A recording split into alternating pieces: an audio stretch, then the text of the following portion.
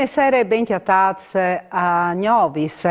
Allarme Covid in tutto il mondo dopo le nuove vertidure dei confini cinesi. I ministri di salute Orazio Schillaci, dopo una valutazione attenta con gli esperti e in contatto con le autorità competenti di che altri paesi, ha disponuto con un'ordinanza tampons antigenics Covid-19 obbligatori e sequenzialmente relativi dal virus perduti i passeggeri che avvengono in decine in passaggi in Italia.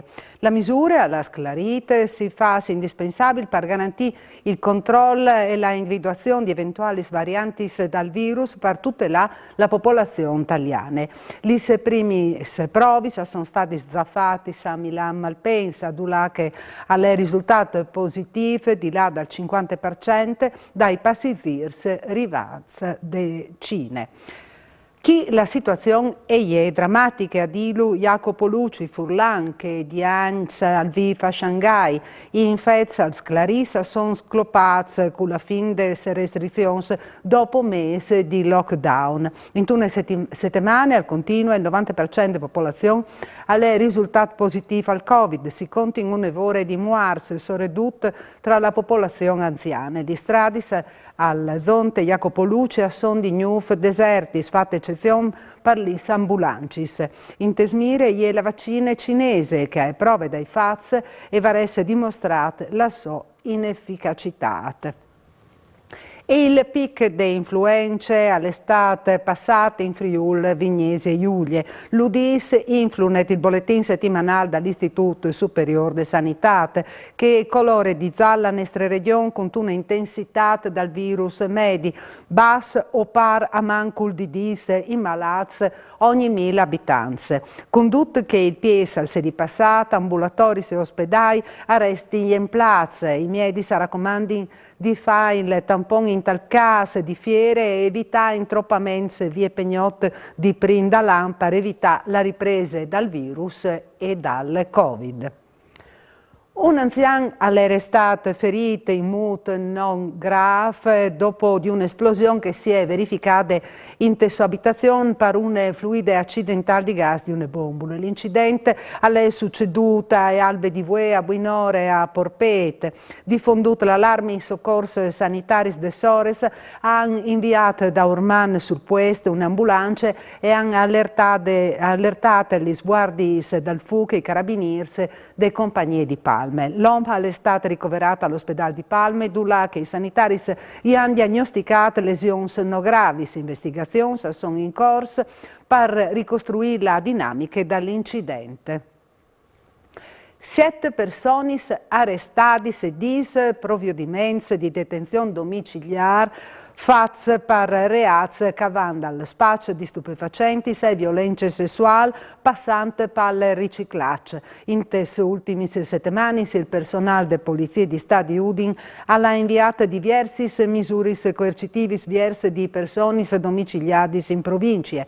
In prigione sono finiti un 35enne colombiano, un 24enne pakistano e un 66enne albanese per spaccio di droghe, un 32enne italiano per violenze sessuali, un 41enne marocchino per riciclaggio, stante che al partire di un sodalizio che trasferiva in aree magrebine veicoli rubati in Italia, un 23enne albanese per detenzione di un grosso quantitativo di cocaina, un 31enne campano per rapine. È un anno positivo che è da ora a Sierra, da de Zonte Fontanini che a Palazzo da Ronco ha assegnato il bilancio delle attività. Un bilancio che in realtà ha dentro 5 anni di governo cittadino, stante che in vierte saranno le selezioni. Il sindaco Fontanini, accompagnato da Sozonte, si è sclarito cettante che è stato fatto in tal 2022, partendo dall'accetto dai cittadini ucraini in fuide de guerre, passante per i cantiers, in particolare de ex dormish, e si erante col bilancio. In 5 anni, alla dito Fontanini, ovin dismiezzato il debito pubblico di 82 milioni e 46. Ho sentito allora il sindaco Pietro Fontanini segnala il bilancio personale per il 2022. Ho iniziato il 2022 un lavoro bene, ho creduto che come ogni anno ho diminuito il debito al comune, ho fatto tanti lavori che vanno dagli asfalti, ai marciapiedi, alla ristrutturazione delle scuole, a opere importanti come ho fatto l'ascensore per le bande di via Marciadieri, o voglio fare anche le altre di Piazza Libertà. Tante iniziative senza domandare poi ai cittadini. Ho ricordo anche che sotto l'aspetto ambientale ho le tasse più basse per i refudons, in pratica ho recuperato il 76% dei scovacci senza domandare poi ai salenti. In più ho fatto già 2 boschi di città. L'ultimo è creato proprio a novembre 3.400 planti mettuti giù nelle zone del quartiere Aurora.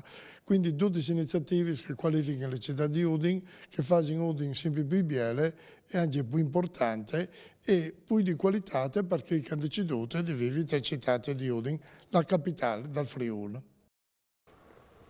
Un anno di grandi avvenimenti per Udine, con in particolare la tornata a plen regime di Friuli Doc al Fevele, l'assessor Maurizio Franz. Beh, diciamo che il 2022 è stato un anno comunque positivo, al di là delle difficoltà legate al Covid e guerre, perché si è arrivati a organizzare tantissimi eventi, ma i più importanti sono senz'altro Udine sotto le stelle, con venciarate gli svii delle città e qualche place e danno la possibilità ai bar e ristoranti di occupare, quindi anche ai cittadini e turisti di via della città, di sobbielezze e anche di poter godere magari bevendo un tè di vino. E soprattutto i grandi eventi che sono non nome Friuli Doc, che ormai è diventato un patrimonio delle nostre comunità, che calvio di eccellenze enogastronomiche della nostra regione, ma anche in Prosit, che è l'evento che ormai è un evento consolidato per la città di Udine, che nos fa conoscere in tutto il mondo, perché quest'anno abbiamo avuto 71 chef che sono arrivati di ogni angolo dal monte e quindi una visibilità internazionale, oltre che un motivo anche di formazione per i nostri chef locali, perché sappiamo che l'enogastronomia è un settore trainante. Ma non potendo dismentirsi anche i grandi eventi sportivi, le maratonine e Teleton e soprattutto la grande mostra di Chiesa Cavazzini che come prima edizione ha iniziato con un gran successo, quasi 60.000 visitatori e soprattutto stiamo lavorando al new project dal 2023, la mostra insieme, organizzata sempre di Don Geretti dal Comitato di San Floriano e noi speriamo che l'evento si consolidi perché l'obiettivo della nostra amministrazione è creare ogni anno una grande mostra. Abbiamo fatto anche un logo che si chiama Udine Grandi Mostre proprio per far conoscere a livello internazionale la città di Udine nel nostro territorio. Proroghe di 2 mesi fino a giugno 2023 per sospensione delle modificazioni unilaterali ai contratti di luce e gas, che però non si applicherà più al rinnovamento di Kei in Stiadince. Dunque, le società fornitori potranno cambiare le condizioni generali sul prestito rispettante il preavviso di 3 mesi.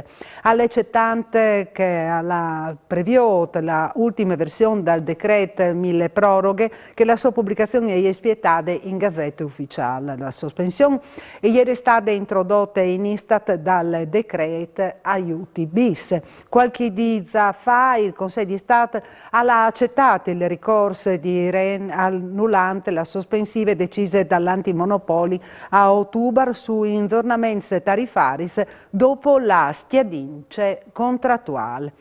E per queste sere alle dut gnovis al torne domani sera sempre a 9 mancul vince. Buone serate a tutti, Mandi.